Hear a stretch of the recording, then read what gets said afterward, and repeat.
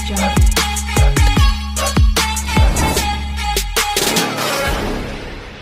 भाई एनसीईआरटी का example number 11वां देखते हैं बाबू। 11 नंबर एग्जाम्पल क्या है? दो व्यक्तियों के आयों का अनुपात 9 संबंधी 7 है। दो व्यक्तियों का आयों का अनुपात 9 संबंधी 7 है और उनके खर्चों का अनुपात 4 संबंधी 3 है। तो प्रत्येक व्यक्ति प्रति महीने में 2000 रुपए बचा लेता है। तो बताना यह है कि उन व्यक्तियों की जो मासिक आय है, मतलब कितना कमाते हैं, वो बताना है। फिर से सुनिएगा, तो दो व्यक्तियों के आयों का अनुपात 9 संबंधी 7 है और उनके खर्चों का अनुपात 4 संबंधी 3 है।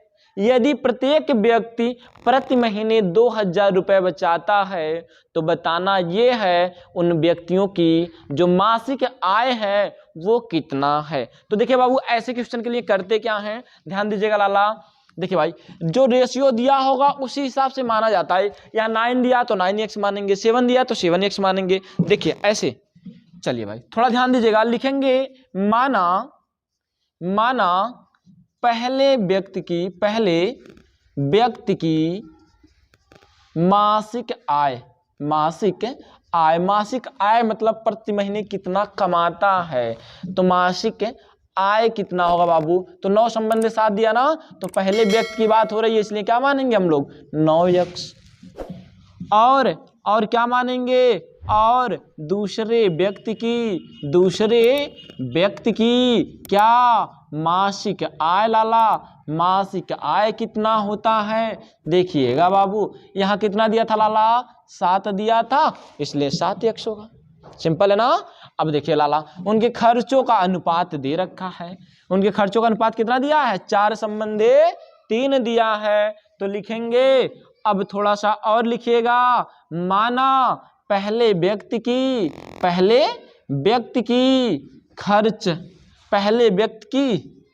मासिक खर्च लिखिएगा। क्या लिखेंगे? मासिक खर्च कितना होगा लाला? मासिक खर्च बराबर 4 दिया था ना, तो लिखिएगा 4y मानना पड़ेगा लाला। वो देखिए आय था इसलिए मैंने x माना, ये खर्च है इसलिए क्या मानेंगे? y मानेंगे। और दूसरे व्यक्ति की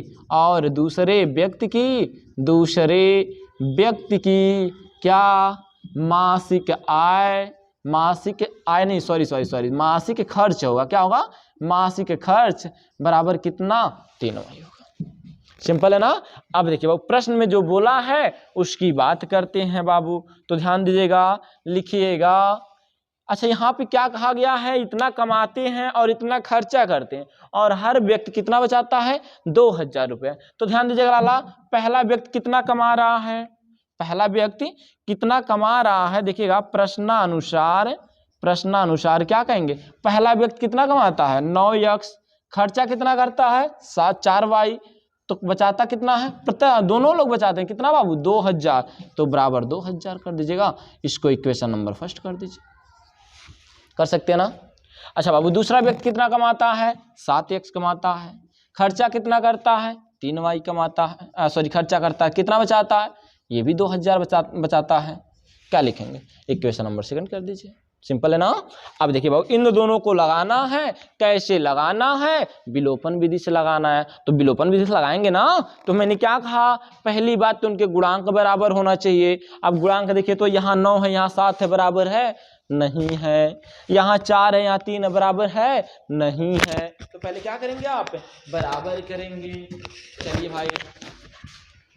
चलिए भाई देखिए, तो करेंगे क्या? पहले इनके गुणांकों को बराबर किया जाएगा।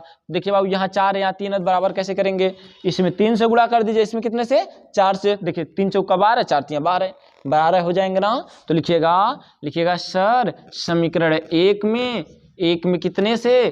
3 से। 1 में 3 से। और समीकरण 2 में कितने से बाबू? 3 में कितने से गुणा करें? 12 हो जाए, 4 से ना। तो लिखिएगा समीकरण 2 में कितने से? 4 से गुणा करके क्या करने पे? घटाने पर। क्या करने पे? घटाने पर। चलिए लाला घटाइए। तो इसमें 3 से गुणा कीजिए तो 9 त्रिक 27x, 3 चौका 12y और 2 तिया 6 हो जाएगा, मतलब 6000 रुपये। सही है ना। अच्छा दूसरा वाला देखिएगा तो क्या लिखेंगे भाई, इसमें 4 से गुणा करना है तो 7 चौका 28, 7 चौका 28x, 3 चौका 12y बराबर 2 चौका 8x। देखिएगा बराबर कीजिए, यहां से देखिएगा बाबू तो घटा रहे ना, घटाएंगे तो चिन्ह बदलेगा, ये माइनस, ये माइनस क्या होगा प्लस, ये प्लस क्या होगा माइनस होगा। देखिए बाबू ये प्लस ये माइनस बर्बाद हो गया, कट गया, तो 27 में से 28 घटाएंगे तो माइनस x बचेगा, बराबर 6000 में से 8000 घटाएंगे तो माइनस 2000 बचेगा। यानी x का मान माइनस से माइनस बर्बाद हो गया, तो x बराबर कितना बाबू 2000 रुपये लाला, कितना 2000 रुपये। अब थोड़ा सा ध्यान दीजिएगा यहाँ पे, तो ध्यान क्या देंगे लाला, जो x का मान निकला है इसको अलग वाले में रख दीजिए, मतलब सेकंड इक्वेशन में या फर्स्ट इक्वेशन कहीं रखिए। तो लिखिएगा x का मान समीकरण किसमें चाहे जिसमें, मतलब एक में रखने पर आपका जो मन करेगा लाला वो कीजिएगा। तो लिखिएगा सर 9x माइनस 7y बराबर कितना है 2000 रुपये, है ना। तो यहां से देखिएगा 9 को 9 रहने दीजिए, नहीं 9 गुणे x का मान देखिए तो 2000, मतलब 2000 से गुणा कर देंगे, माइनस 7y बराबर 2000 बराबर कितना 2000, 9 दूनी 18000 बाबू, माइनस 7y बराबर 2000। इस 2000 को इधर ला दीजिए, कहेंगे सर 18000 कितना 18000 माइनस 2000 बराबर क्या है, देखिए माइनस 7y इधर आएगा तो प्लस 7y बाबू, क्या हो जाएगा लाला प्लस 7y हो जाएगा बाबू। थोड़ा ध्यान दीजिएगा, घटा दीजिए, घटाएंगे तो 16y आएगा, सॉरी 16000 आएगा, कितना आएगा 16000 आ जाएगा। तो देखिएगा 16000 बराबर 7y, यहाँ से y का मान निकाल लीजिए, कहेंगे सर 16000 बटे कितना 7। देखिएगा लाला तो कहीं गलती हुआ लग रहा है, गलती कहाँ हो गया भाई,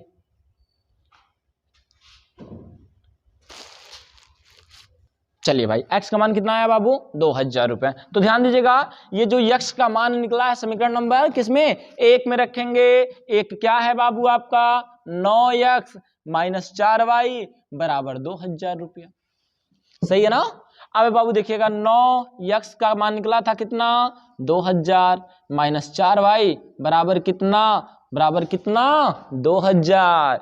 देखिएगा 9 दूनी 18000, कितना 18000 है, 2000 को इधर लाइए माइनस 2000 बराबर, देखिए है माइनस 4y था, क्या होगा प्लस 4y हो जाएगा बाबू, प्लस 4y हो जाएगा लाला। इस 4y को आगे करके लिख दीजिए, 18000 में से 2000 घटा दीजिए, कितना आ जाएगा 16000। यहां से कहिएगा सर y जो होगा बराबर होगा कितना 16y, 4 से गुणा 4 से भाग कर दीजिए, यहां से y का मान निकल गया कितना 4 चौका 16, कितना आया 4000 रुपये आ गया, कितना आया भाई 4000 आ गया।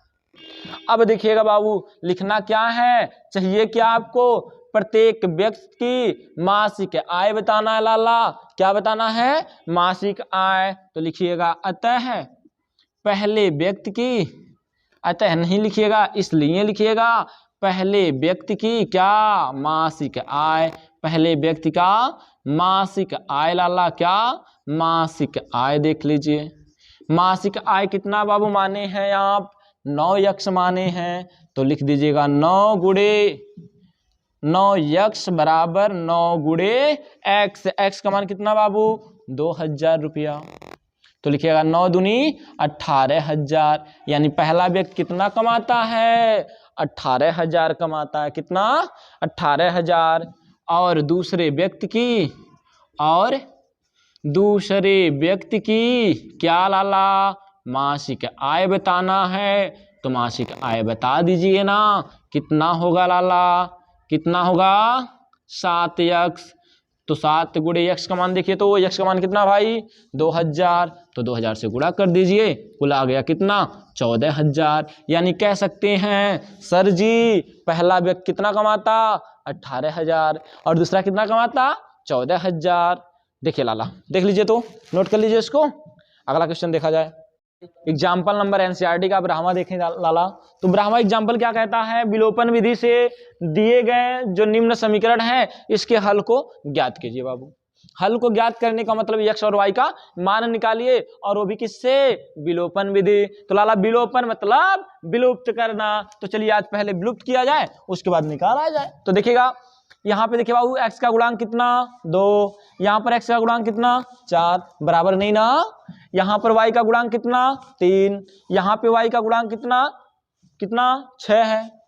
तो बताइए तो यहाँ पर कोएफिशिएंट सेम नहीं है, तो पहले बराबर करेंगे। क्या करेंगे, बराबर करेंगे। उससे पहले देख लीजिए क्वेश्चन क्या बोल दिया है कि विलोपन विधि का प्रयोग करके निम्नरेखिक युग्म के सभी संभव हल ज्ञात कीजिए। तो देखते हैं बाबू कितना होगा। पहले ये चेक कीजिए इक्वेशन कैसा है आपका, ये क्या बोलते हैं, देखिएगा ये प्रतिच्छेदी है कि संपाती है कि क्या है, समांतर है। समांतर होगा तो कोई हल नहीं, संपाती होगा तो अनेक हल होंगे। और ये क्या होता है, प्रतिच्छेदी। तो प्रतिच्छेदी होगा तो लगाना है, नहीं तो फिर छोड़ देना है। तो देखिए लाला क्या करेंगे, पहले लिखेगा समीकरण 1 की, समीकरण 1 और समीकरण 2 की, समीकरण 2 की तुलना क्रमशः है किससे a1 x b1 y c1 बराबर 0 और a2 x b2 y plus c2 बराबर 0 से करने पर। तो बाबू देखिएगा तो जब तुलना करेंगे तो कहेंगे सर a1 जो है 2 है, b1 कितना 3, c1 कितना 8, इधर ला दीजिएगा -8 हो जाएगा, या तो फिर रहने दीजिए कोई दिक्कत नहीं है। a2 बराबर देखिएगा तो 4, b2 बराबर देखिएगा तो 6, c2 बराबर देखिएगा तो 7। अब चेक करना है क्या a1 बटा a2 कितना आएगा, तो कहिएगा सर 2/4, इसको काट दीजिए 1/2 आ गया। b1 बटा b2 देखिए बाबू कितना आ रहा है, कहेंगे सर 3/6 हो गया, 3 से काट दीजिए, भी 1/2 आ गया। फिर देखिए c1 बटा c2 कितना आएगा, तो कहेंगे सर 8/7 आएगा। ये नहीं ना कटेगा, चूंकि देख क्या रहे हैं बाबू, चूंकि देख रहे हैं a1 बटा a2 बराबर है किसके, b1 बटा b2 के, बट नॉट इक्वल टू है c1 बटा c2 के। बाबू हमने बताया था आपको, यदि a1 बटा a2 इज नॉट इक्वल हो b1 बटा b2, कहने का मतलब यदि a1 बटा a2 बराबर है b1 बटा b2 तो रेखा क्या होता बराबर नॉट इक्वल हो किसके, c1 बटा c2 के। तो जो इक्वेशन होते हैं वो क्या होते हैं, सॉरी जो रेखाएं होती हैं वो समांतर होती हैं। क्या होती हैं, समांतर होती हैं। और जब रेखाएं समांतर होंगी तो कहेंगे सर कोई हल नहीं, लाला इसमें कोई हल होगा नहीं होगा। तो लिखिएगा इसलिए दिए गए समीकरण के कोई हल नहीं है, कोई हल नहीं है। बस बाबू आगे कैलकुलेट नहीं करना है, क्यों, क्योंकि समांतर रेखा भाई, असमांतर है तो कोई हल नहीं होगा। तो बाबू नोट कर लीजिए इसको। चलिए भाई, तो क्वेश्चन है 2 अंकों की एक संख्या यम उसके अंकों को उलटने पर बनी संख्या का योग कितना है, 66 है। यदि अंकों का अंतर 2 हो तो बताइए वो संख्या कौन है, और ऐसी कितनी संख्याएं हो सकती हैं। तो बाबू देखिएगा ऐसे क्वेश्चन को बहुत ध्यान से समझा जाता लाला, ये क्वेश्चन इंपॉर्टेंट है आपके बोर्ड एग्जाम के लिए। तो देखिएगा लिखिएगा माना इकाई की संख्या कौन है भाई, x है, और दहाई की संख्या कौन है भाई, दहाई की संख्या मान लीजिएगा y है, मान लीजिएगा क्या है, y है। तो इसलिए क्या कहेंगे, वह संख्या, या ऐसे लिख लीजिएगा प्रश्नानुसार। क्वेश्चन पे चलिए, तो प्रश्नानुसार क्या बोला है भाई। अब देखिएगा लाला इकाई की संख्या जो होती है वो ऐसे ही रहती है, दहाई की संख्या जो होती है उसमें 10 से गुणा किया होता है। तो लिखिएगा प्रश्नानुसार क्या, देखिए भाई इकाई x है तो x लिखिएगा, दहाई कौन है y है, तो इसमें 10 से गुणा करके लिखिएगा। इसका योग। फिर बोला है अंकों को उलटने पर, और जब उल्टा उल्टा करेंगे तो इकाई की जगह दहाई और दहाई की जगह इकाई हो जाएगा। तो लाला गुणा किस में करेंगे, अब की बार गुणा किस में करेंगे, 10 से x में गुणा करेंगे बाबू, किस में करेंगे 10x। अब इकाई कौन हो जाएगा y, तो उसको वैसे लिख दीजिएगा। इन दोनों का योग कितना है बाबू 66 है, हो जाएगा। अब जोड़ लीजिए बाबू, देखिएगा x और 10x को जोड़ेंगे तो 11x होगा, 10y और 1y को जोड़ेंगे तो 11y होगा, बराबर कितना 66 है। यहां से मैं कहूं बाबू तो 11 कॉमन है लाला, तो लिखिएगा सर x प्लस वाई जो होगा, x प्लस वाई जो होगा वो 66 के बराबर, इसलिए x प्लस वाई जो होगा 66/11 के बराबर। सही है ना बाबू। देखिएगा 11 छक्का 66 लाला, इसलिए लिखिएगा सर x प्लस वाई जो होगा वो 6 के बराबर। इसको इक्वेशन नंबर फर्स्ट का नाम दे दीजिएगा। फिर क्या बोला है, यदि उन अंकों का अंतर 2 हो, मान लीजिए x में से मैंने y घटा दिया, लिख लीजिएगा यहाँ पे क्या लिखेंगे, पुनः प्रश्नानुसार। क्या लिखेंगे, पुनः प्रश्नानुसार। क्या कहेंगे बाबू, x माइनस वाई बराबर 2, इसको एक नए इक्वेशन का नाम दीजिएगा। अब करना क्या है, मैंने कहा कॉफिशिएंट देखिएगा, यहाँ भी एक, यहाँ भी एक, यहाँ भी एक, यहाँ भी एक, मतलब x और y दोनों के कॉफिशिएंट इक्वल है। तो अब देखिए यहाँ पर प्लस है, यहाँ माइनस है, तो चाहे जोड़ लीजिए चाहे घटा दीजिए, दोनों से आंसर आएगा। तो लिखिएगा समीकरण 1 व समीकरण 2 को क्या करने पे, जोड़ने पे, व 2 को क्या करने पे, जोड़ने पे, को जोड़ने पर।